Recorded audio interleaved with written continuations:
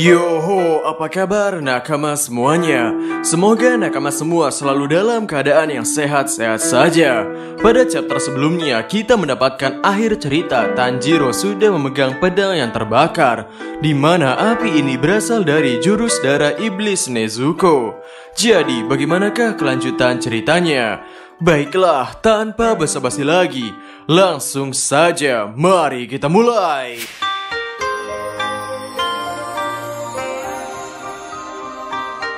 Pada chapter 113 kali ini berjudul Pedang Merah.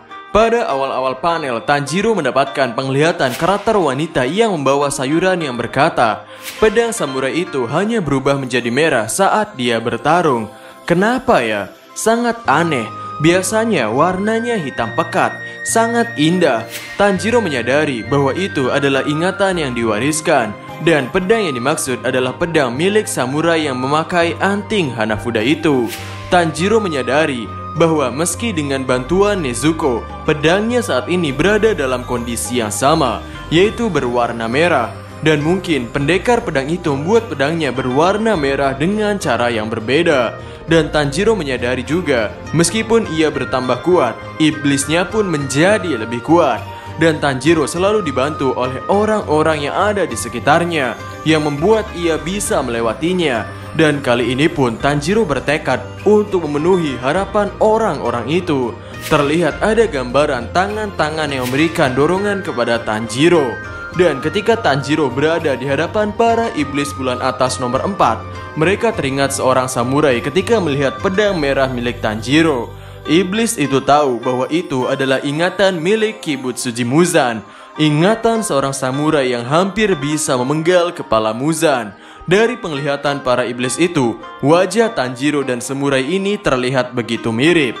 Dan dengan melancarkan serangan teknik bara api, Tanjiro memenggal 3 kepala iblis itu sekaligus. Serangan ini adalah serangan yang juga menebas kepala Gyutaro.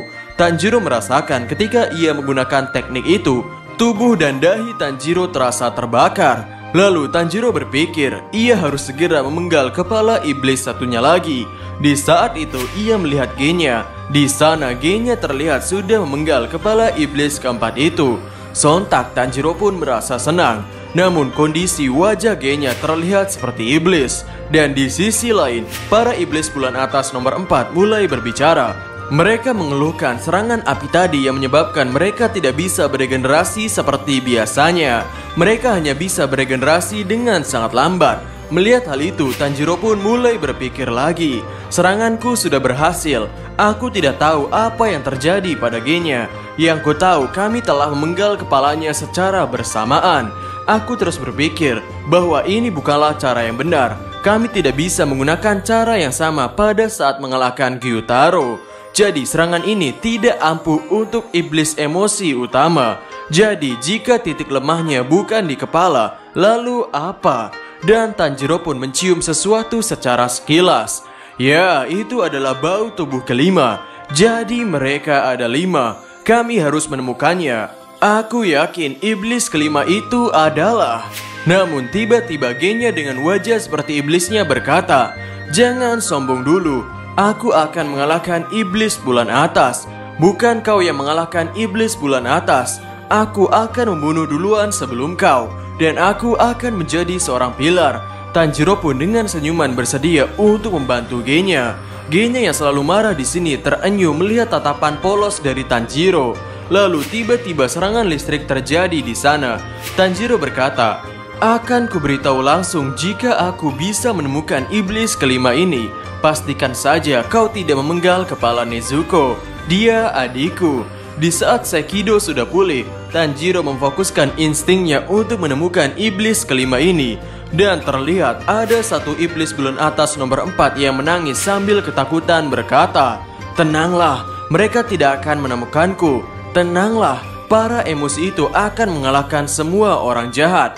Dan di akhir chapter terlihat Tanjiro berhasil menemukan sosok kelima itu. Chapter 113 selesai sampai di sini. Kemudian pada chapter 114 berjudul Aku Ingin Diakui, Tanjiro langsung merintahkan Genya untuk pergi ke arah timur laut karena tubuh iblis kelima berada di dalam tanah. Tanjiro pun memerintahkan Nezuko untuk membantu Genya. Di tempat sana terjadi kekacauan yang sangat dahsyat karena hempasan dari iblis memegang kipas, dan juga ada iblis yang bisa tiap saat memberikan serangan listrik.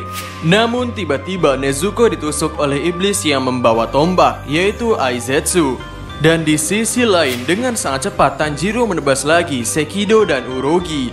Sekido mengakui bahwa Tanjiro menjadi lebih cepat, dan karena refleks Tanjiro bagus, Tanjiro mengalami perkembangan pada saat pertarungan dan menjadi lebih kuat di saat-saat kritis. Di sisi lain, Nezuko yang telah tertusuk tombak malah memegang kepala Aizetsu dan membakar iblis itu dengan menggunakan jurus darah iblisnya. Dan iblis yang masih belum terkena serangannya lagi, yaitu Karaku, dia tiba-tiba datang langsung dan menyerang Tanjiro hingga Tanjiro mencium tanah. Dan ketika Karaku akan menghabisi Tanjiro, ternyata Tanjiro telah berhasil memotong tangan Karaku itu. Sambil diinjak oleh Karaku, Tanjiro masih memberi arahan kepada Genya untuk pergi ke sisi sebelah kanan ke arah selatan. Di sisi Genya, dia kebingungan karena masih belum bisa melihat tubuh iblis kelima ini. Tanjiro pun meneriaki Genya lagi bahwa iblis itu berada di dekatnya, namun ia berada di bawah. Dan benar saja, ternyata iblis itu berukuran kecil. Karena iblis terakhir ini berukuran kecil, Genya cukup sulit untuk menembak atau menebas iblis ini. Dan Genya pun menyadari juga kenapa para pemburu iblis yang lain mati. Hal itu terjadi karena iblis ini menggunakan cara yang licik seperti ini. Dan ketika Genya berhasil mengenai leher dari iblis itu dengan pedangnya, secara mengejutkan pedangnya patah. Genya pun merasa kesal karena lehernya sangat tebal sampai ia tidak bisa memenggalnya dengan pedang. Dan ketika ditembak dengan menggunakan shotgun pun, hal itu tidak mempan. Dan tiba-tiba Sekido sudah berada tepat di belakang Genya. Genya pun di sini khawatir, aku tidak bisa menghindar, aku akan mati. Kepalaku tidak bisa beregenerasi.